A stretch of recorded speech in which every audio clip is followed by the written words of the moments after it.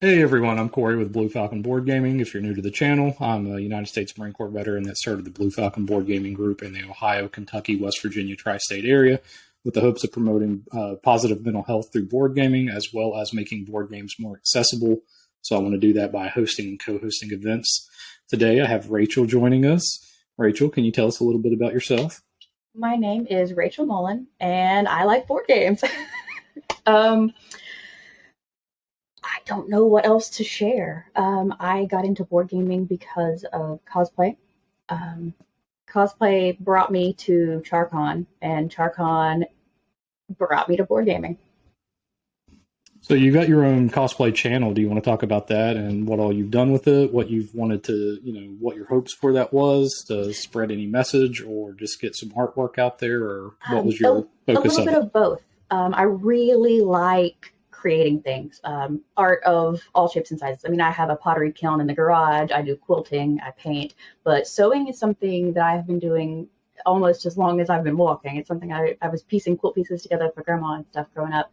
I like creating garments and things. I started doing historically accurate outfits, and then I was asked to go to a comic book convention, and I had to make Poison Ivy costume in a week, and I caught the bug. I got a little bit addicted to recreating costumes and becoming my favorite characters and really getting out of the real world and jumping onto the pages of my favorite books.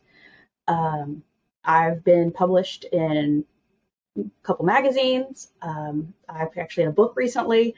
It's like a book of artwork, but it's got some of my stuff in it.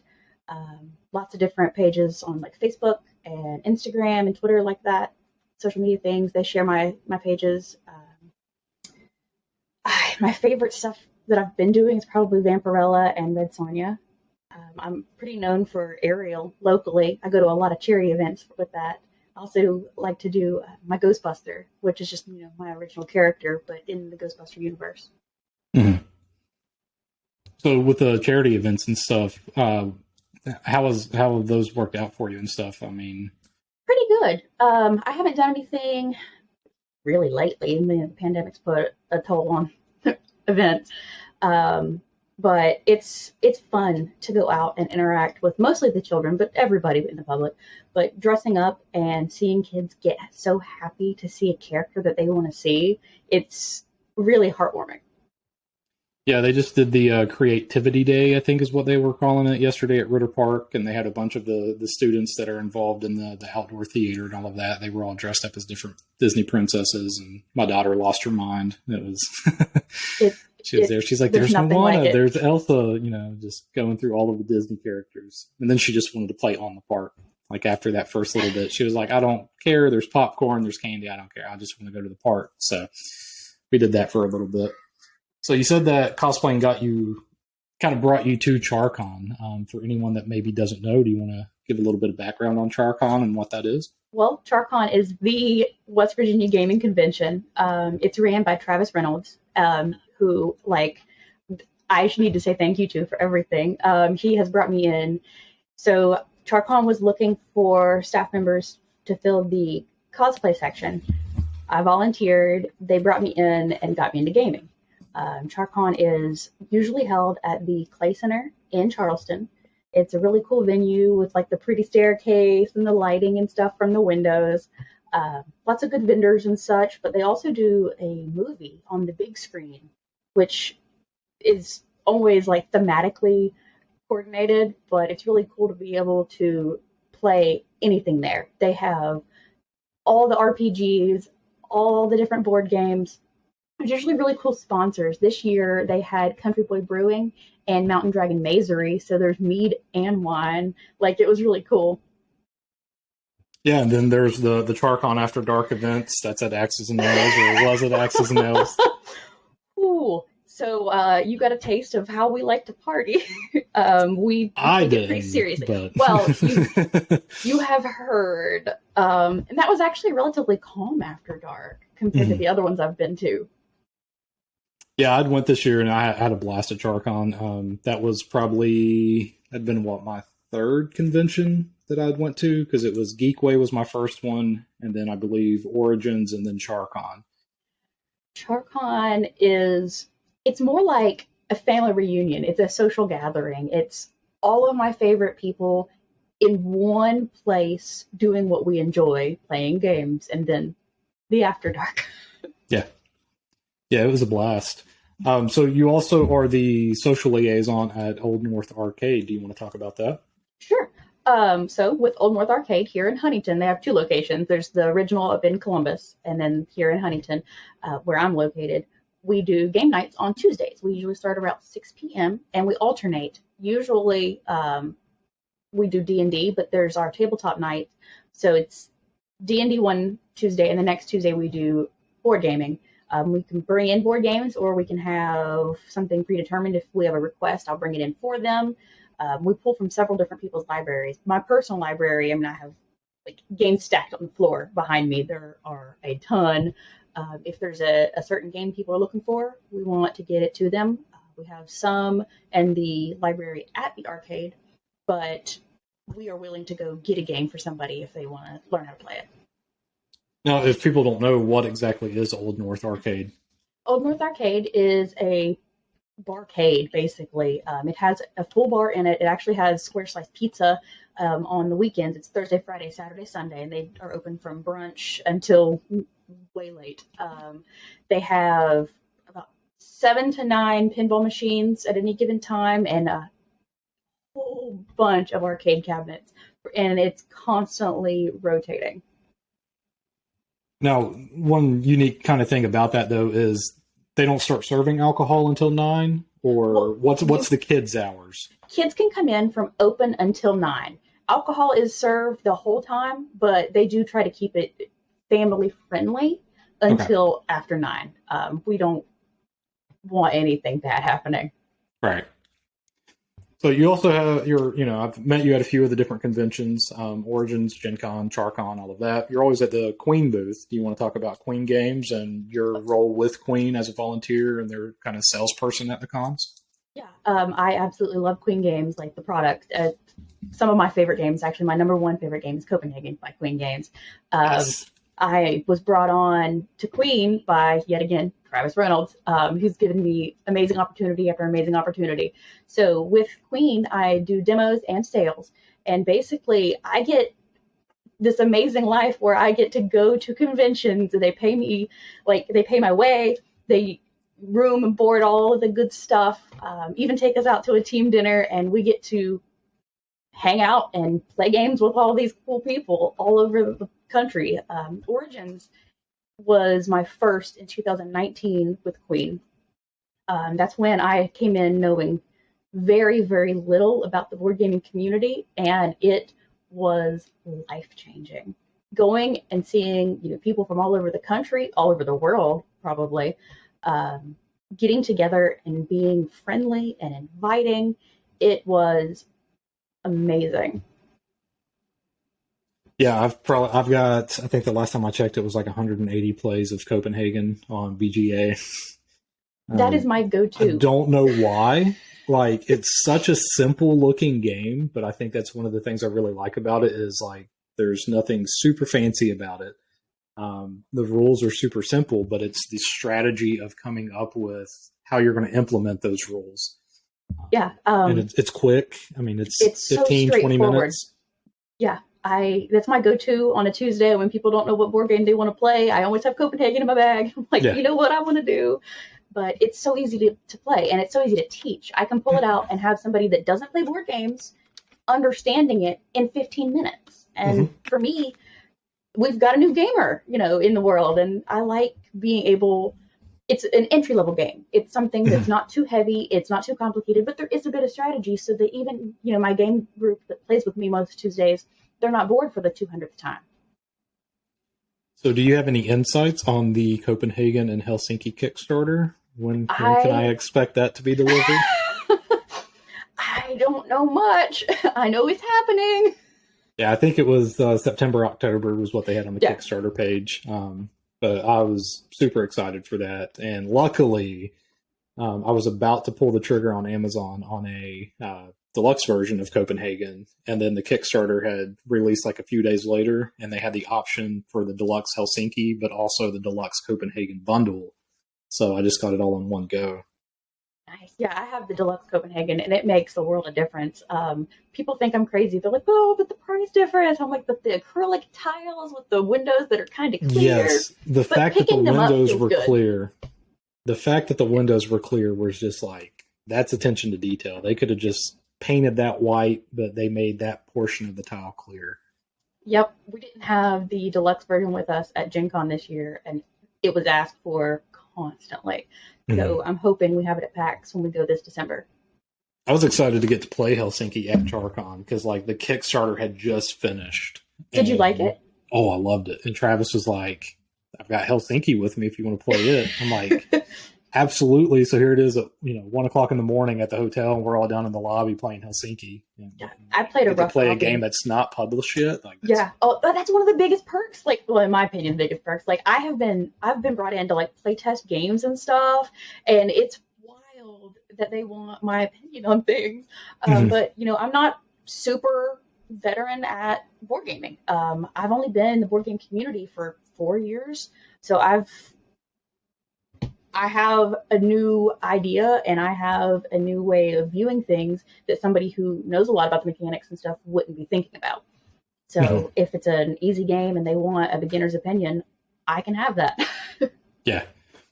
Yeah, whenever I played it, it actually made me. I'm working on a deck builder, designing a deck builder myself. And whenever I played Helsinki, like it made me change up some of the stuff. I really liked that aspect of you're moving around, kind of like it's almost like a rondelle system, hmm and you can only take the card that you're on or to the left or the right of you. So instead of having just a central card row for a deck builder, I've switched my design to an 8 space rondelle type with that same, you have to take the card that you're on or to the left or the right. Because I think that would add up a little bit more strategy into mine, just so you're not like, oh, I'm buying every single card that I want without having to move or anything. So Yep. try messing with it a little bit. Um, so what, you said you're not a board game veteran, but you've got more years in it than I do at this point as well. Because I started early 18, I believe is what it was. Early 18, early 19. So what's kind of like your 5 top games at the moment? Well, definitely Copenhagen. Strike, which can be seen behind me, it is a silly dice game. There's a plastic arena tray, and the dice is split up differently depending on how many players there are, and you're just rolling dice. And anytime you get an X, you take the dice out. It's canceled, and then you keep rolling, and pairs give you points, and you go until you don't have any. And it is ridiculously fun. I like to play it with the kids a lot. It's something that the kids at the arcade go crazy for because it's super, super fast paced. The top 10 quiz. Now, this is also a Queen game, but it's actually a Chili Island studio, which is a studio below us, like underneath the Queen umbrella. It's a lot of fun, and it very much reminds me of Family Feud. You've Okay. got 2 teams, and then there's questions, and you have to like bet on how many answers your team can come up with for the question, and then you go back and forth, and it's a lot of fun. I like Horrified, House on the Hill, Runestones, Pirates. I've got a pile behind me. Zen Garden is probably my number 2 from Queen. It is. I picked it up at, I think it was Gen Con whenever I saw you, and I have yet to get to play it yet. Oh, you need to play it. Yes. It's a really yes. good game. And like Zen describes it all. You are building a garden to please the emperor. And I really like that you can make it like different difficulties depending on the tiers that you use. So you can do just 1 level, you can do 2 levels, you can do 3 levels, and it makes it a little bit harder and adds a little bit more in-game scoring to it. But it's super, super simple. It's super quick to teach, and it's relaxing. But there are some competitive elements and like strategies that you have to keep in mind, and I really, really like it. Mm-hmm. So you talked about earlier too with the cosplay of it kind of getting you out of the real world, or letting you go to different places. Do you feel board games do the same way, and do you think that might be something that kind of drew you to both? Yeah, the real world sucks. Yeah, So, it does. but going to these conventions and seeing how social and welcoming they are, like just the community in general, it was mind blowing. You know, I've played games my entire life, but I didn't realize that the board game community existed. I didn't realize how awesome these people are, and they are welcoming and social because most of these games you need players to play with. And it kind of surprised me walking into this completely new, and everybody was nice. Mhm. Everybody's always nice, and I wasn't expecting that. Yeah, that was Geekway was my first convention. It's in St. Louis. And my wife went with me, but she's not a board gamer. And she was like, I'm just going to hang out in the hotel the whole time. You go do your thing. I'm just going to stay here and read. I just wanted to get out of town for a few days. So here I am. I'm like, okay, I'm not going to get to play a single game. I don't know anybody here. Like, this place is huge. I'm just going to sit in a corner. And didn't happen. They had, the little meeples up where it's like looking for players or willing to teach or wanting to play, whatever. And you could just take the game out and set it there. They had an app to where you could post games or you could look for games, and it had the same thing, willing to teach, looking for a teacher, beginners. They had some that were like experts only, but it was like Twilight Imperium 4. And I'm like, okay, yeah, you don't want to teach somebody Twilight Imperium 4 Yeah. like at a convention. There's not time for that. Yeah. I know we got 4 days, but that might be a little cutting it a little close. So yeah, it was just like you couldn't walk past the table without somebody being like, "Hey, we need a third," or "Hey, we need a fourth. You want to jump in on this?" Yeah, I'm going to the bathroom, but I'll be right back. Like, hold my seat. yeah. Basically, I mean, everyone's been super welcoming that I've interacted with.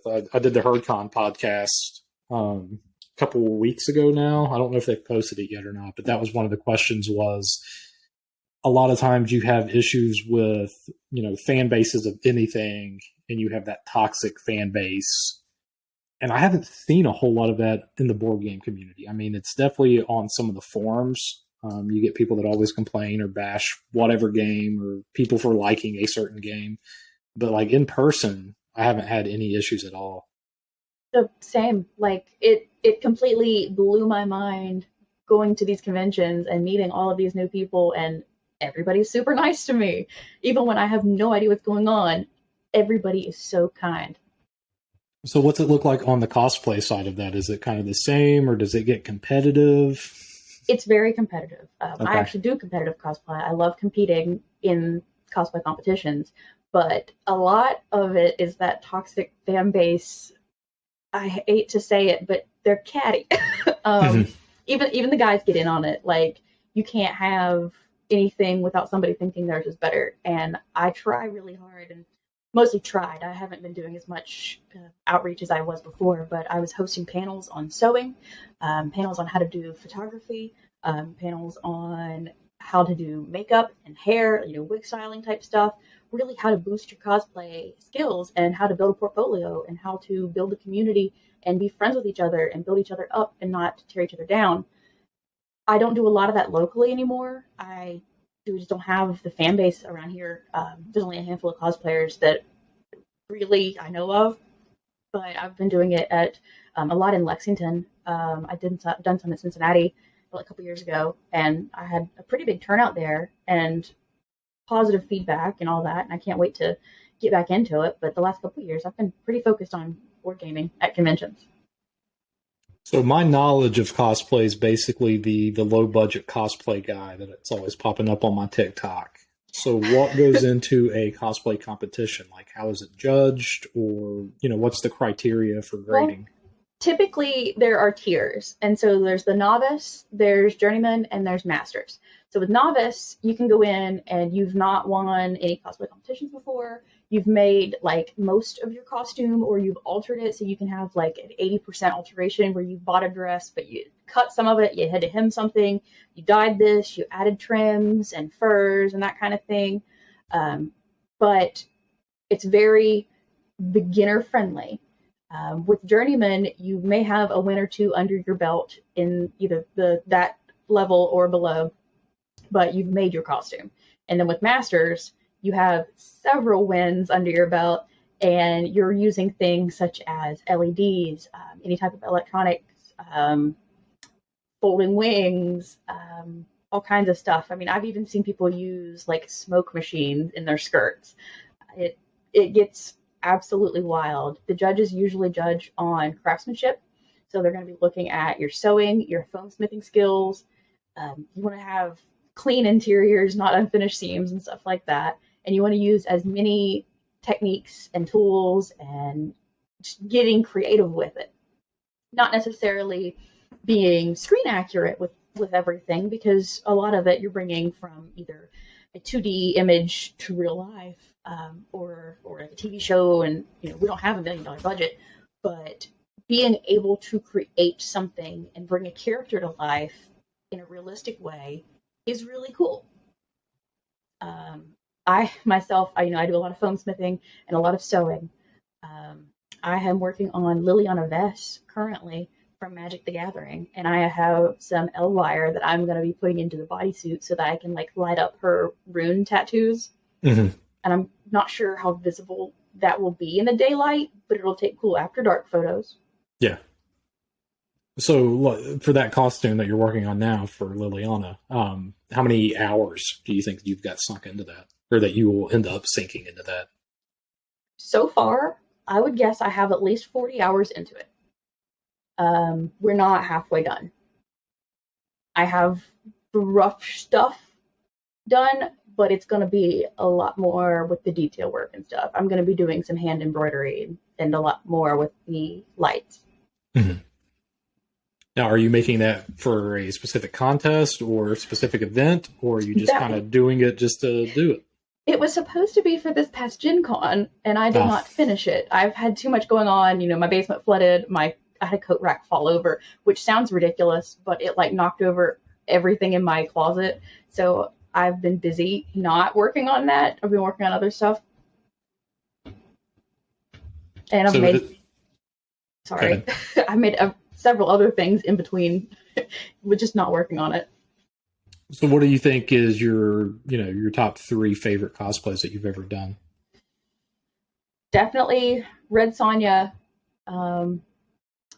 Sansa from Game of Thrones. I made her season 6 gown with the wolf pelt and cloak. That one took me forever. I hand stitched the bodice wool with raven feathers. That took a long time, but it was so worth it. I do stick primarily to redheaded characters because I hate working with wigs. I really enjoy my Black Cat cosplay, which I'm going to be redoing soon. And for her, I had to wear a wig, but it only when necessary because they're just super uncomfortable. Mm-hmm. So I know one of the big things I like with board gaming is I had the issue of hobby jumping a lot. So I would, have a little manic episode or fixation and be, hey, this 3 months is, I'm learning how to build a forge and getting into blacksmithing. And then I get all of the stuff, I learn it, and then I never actually do it. It's like, oh, now I'm getting into kayaking. Oh, now I'm doing this. With board games, it's like I can jump within the hobby. So I'm like, oh, okay, I'm on deck builders right now. And then 3 months from now, I may be on area control, or I can get into miniature painting, or I can get into 3D printing and making accessories, or customizing. How many different aspects are there that you could jump into like that with cosplay? I mean, I'm sure there's between just the sewing and the embroidery and the foam smithing that you've already talked about. How deep does that hobby go? I have a charcoal forge. Yeah, I do all kinds of crazy stuff. I actually recently started doing glass work because I wanted to make a piece to go with my Belle costume when I do my Beauty and the Beast Belle. I have so much money invested in tools and equipment. I mean, I have my sewing machine and embroidery machine probably cost more than my Jeep. I have a serger. I have tons of hot tools and lots of interesting cutting devices. There's so much that can go into it. I have learned to do some fun sculpting. I made a Venom mask for the Old North Arcade's Halloween party last year, and I kind of like surprised everybody with how nice it was because most of them hadn't seen my cosplay stuff. And they're like, "Oh, I can't believe you didn't buy this." I'm like, "No, I made it." But I used wild items like spackle and hot glue and some weird wires that I found in Home Depot and just all kinds of crazy things and learning how to manipulate the materials to work for what I need.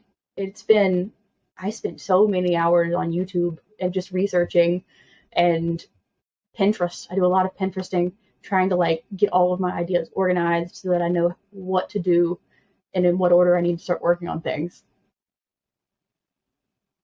So is Old North doing anything this year for Halloween?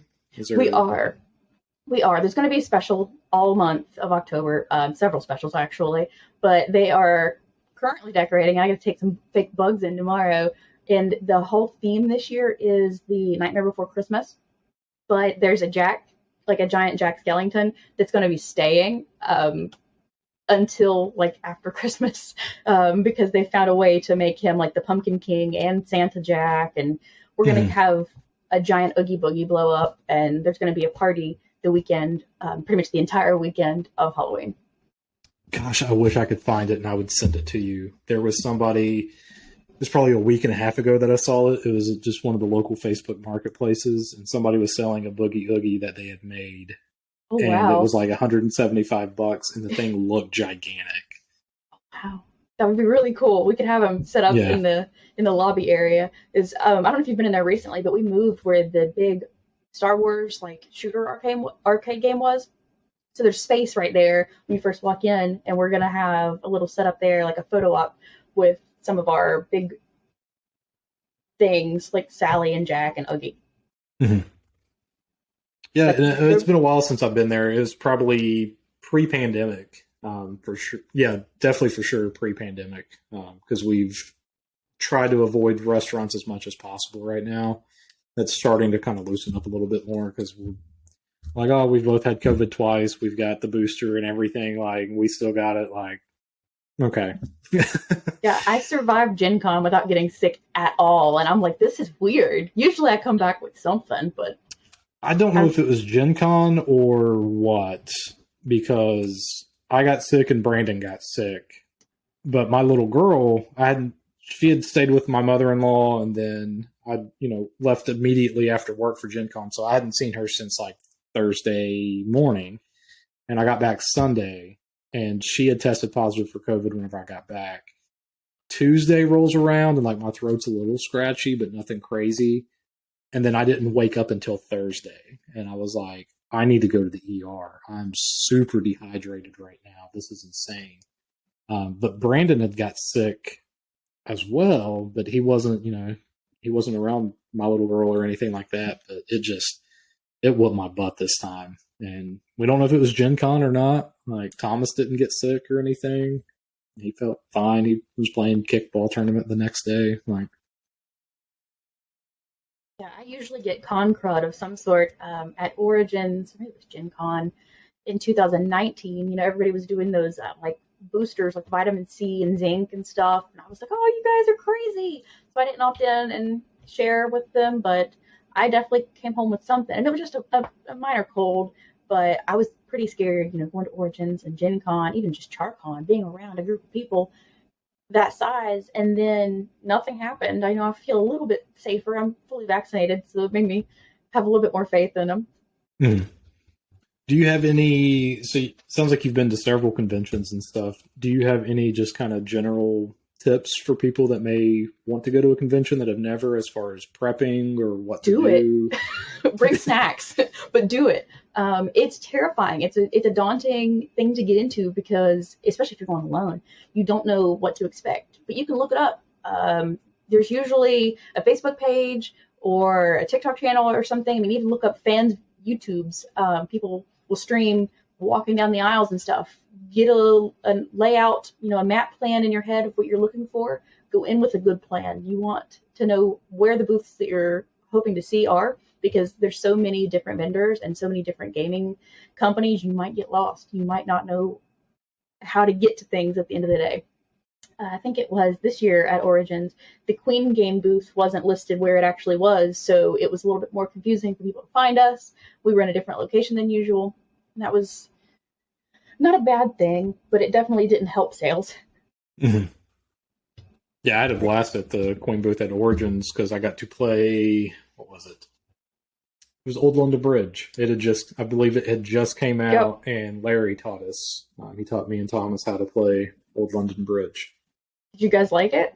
I did. I liked it a lot. It was one of those. It was again, it was simple enough, Yep. but you could really dive into some strategy with it and trying to figure out where to place your building or when to place a tree and stuff like that to break everything up to really min max your score. I've only played it once, and I need to play it again. I will probably meet up and play with somebody before we go to PAX in December because that's something we'll definitely have out to demo. Mm-hmm. Now, we talked a little bit before this, and you don't know if you can make Sin City Con, but is Queen planning on setting up a Sin City Con? I haven't heard anything about it, so I don't know if they're officially going to be there or not. Sin City Con is a sister con of CharCon, so Travis will be there. Um, Larry, who taught you Old London Bridge, will definitely be there. So maybe. Yeah, I'm excited. I've talked with Larry a little bit just because through Envoy I'm doing, or not just me, there's four of us all together, but the Blue Falcon group is doing the Learn to Play state tournaments for 8 games with Envoy. There's, what was it, Shobu, Finger Guns at High Noon, Silver, Coralia, I think is how you pronounce it. It's the one where you're like going underwater and you've got the really colorful dice and you're trying to collect everything to make sets. And once the dice run out, that's the end game trigger. Bonanza, Dimensions.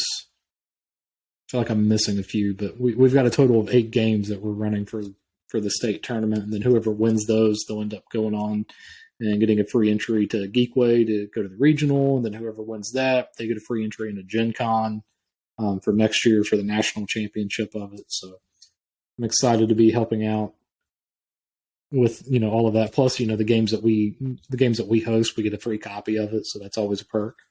Definitely.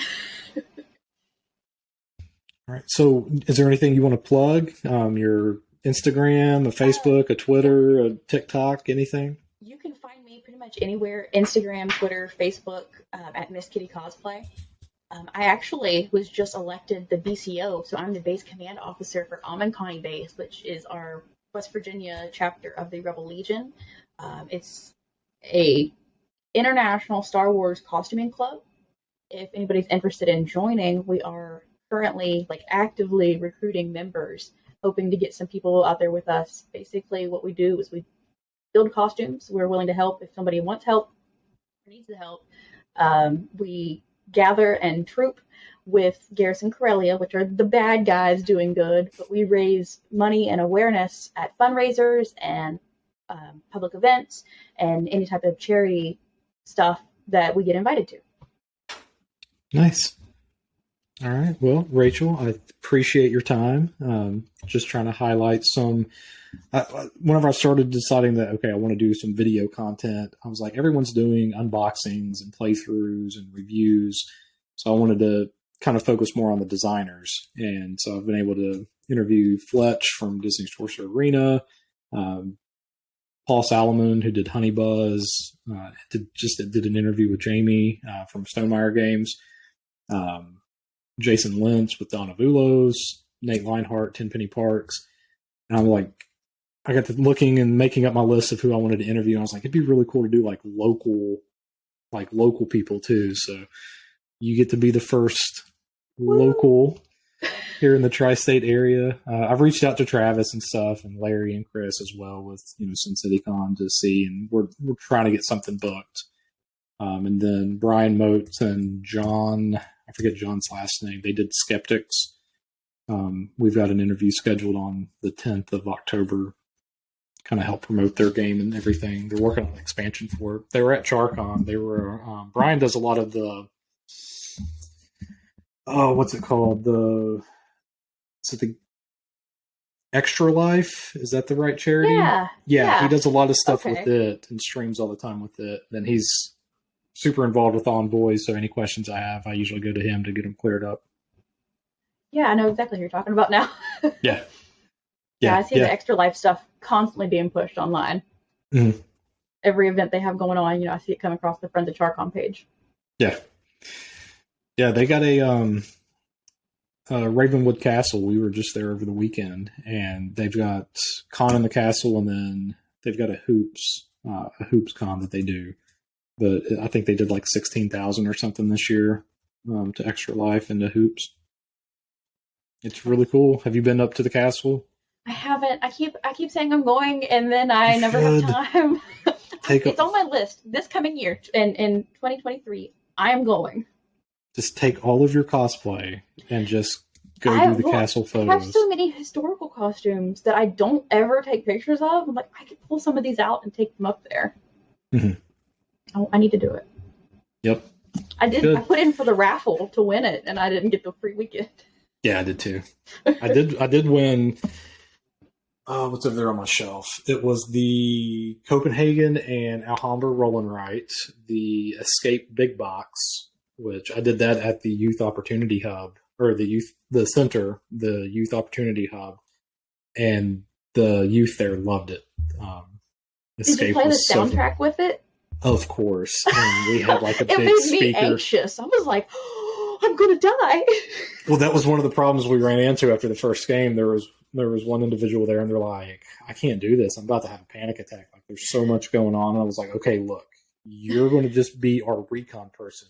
The only thing you worry about is revealing new tiles for us. Everybody else will roll for the gems.